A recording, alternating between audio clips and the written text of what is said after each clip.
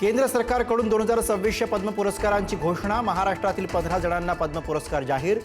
अर्मिडा फर्नांडिस, श्रीरंग लाड, रघुवीर खेडकर आणि भिकल्या धिंडांना पुरस्कार घोषित.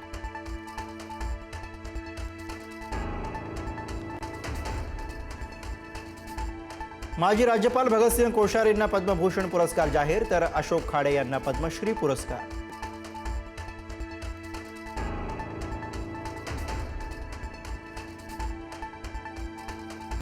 क्रिकेटपटू रोहित शर्मा, हरमनप्रीतला पद्मश्री पुरस्कार. अभिनेते धर्मेंद्र यांना मरणोत्तर पद्मभूषण. सतीश शहा यांना पद्मश्री पुरस्कार जाहीर. गायिका अलका याग्निक यांना पद्मभूषण पुरस्कार.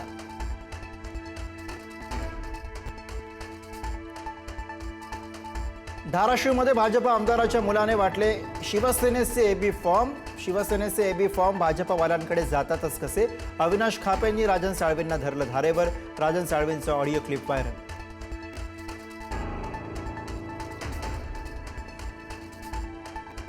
कराडमध्ये ड्रग्ज प्रकरणी पुण्याच्या DRI विभागाची कारवाई. अंमली पदार्थाचे गोडाऊन सील. सातारा आणि कराड पोलिसांना अंधारात ठेवून पुण्याच्या DRIची कारवाई.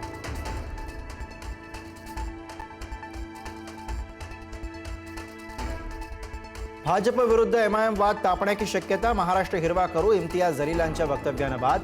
छत्रपतींचा भगवा महाराष्ट्र हिरवा होणार नाही, भाजपचं प्रत्युत्तर.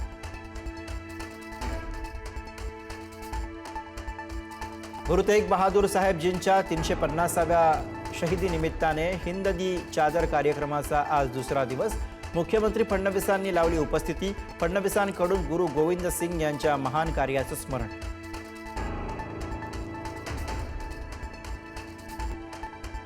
मंत्री प्रताप सरनाईकांकडून परळ एसटी डेपोची पाहणीवेळी चालक वाहकांच्या रेस्टरूममध्ये सापडल्या दारूच्या बाटल्या. मद्यधुंद अवस्थेमध्ये आढळला चालक, तत्काळ निलंबनाच्या सूचना.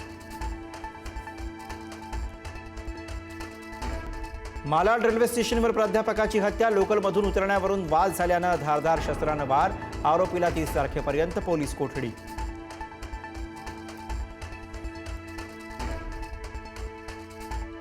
पुण्याच्या वाडेबोल्लाईत पतीकडून पत्नीची निर्घृण हत्या. सोन्याच्या दागिन्यांच्या मागणीवरून वाद झाल्यानं पत्नीवर चाकून वार. आरोपी पती शैलेंद्र वटकर याच्या विरोधात गुन्हा दाखल.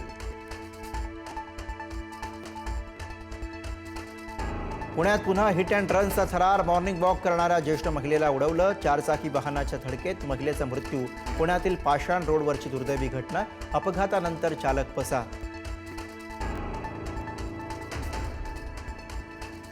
छत्रपती संभाजीनगर जिल्ह्यात 6 शिशूंच्या जन्मामागे एक गर्भपात. एप्रिल ते डिसेंबर 2025 दरम्यानची धक्कादायक आकडेवारी.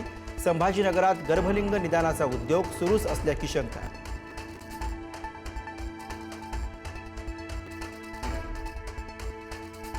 महाराष्ट्रातल्या तूर उत्पादक शेतकऱ्यांसाठी आनंदाची बातमी. 3.37 लाख मेट्रिक टन तूर खरेदीला केंद्राची मान्यता. नाफेड आणि NCCFच्या माध्यमातून खरेदी प्रक्रिया राबवण्याचे आदेश.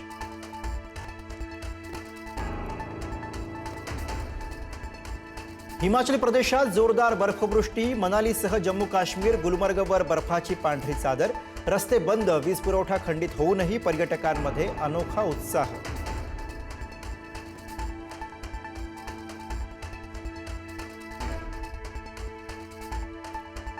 जम्मू काश्मीरच्या पहलगाममध्ये पर्यटकांची गर्दी वाढली. गेल्या वर्षीच्या दहशतवादी हल्ल्यानंतर पुन्हा पहलगाम पर्यटकांनी बहरलं.